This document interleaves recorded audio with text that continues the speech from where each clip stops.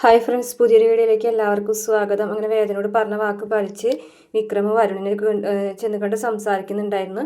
അപ്പോൾ ഇത് ചന്ദ്രശേഖരൻ കാണുന്നുണ്ട്. അങ്ങനെ ചന്ദ്രശേഖരനും ശ്രീകാന്തും കൂടി ഒരു പ്ലാൻ ഉണ്ടാക്കുകയാണ്. വരുണും വിക്രവും ചേർന്നിട്ട് തൻ്റെ കുടുംബം നശിപ്പിക്കാനായിട്ട് തീരുമാനിക്കുകയാണെന്ന് പറഞ്ഞുണ്ടാക്കുകയാണ്. അങ്ങനെ അത് വേദര അച്ഛൻ, അതായത് ശങ്കരനാരായണനെ പറഞ്ഞ് ബോധ്യപ്പെടുത്താണ്. അപ്പോൾ വിക്രമിനോട് ഒരു പകയും ദേഷ്യവും വരാൻ വേണ്ടിയിട്ടാണ് അങ്ങനെ പറഞ്ഞത്. അങ്ങനെ വിക്രമാണ് തെറ്റുകാരെന്ന് ശങ്കരനാരായണ തെറ്റിദ്ധരിച്ച് വേദന വിളിച്ചു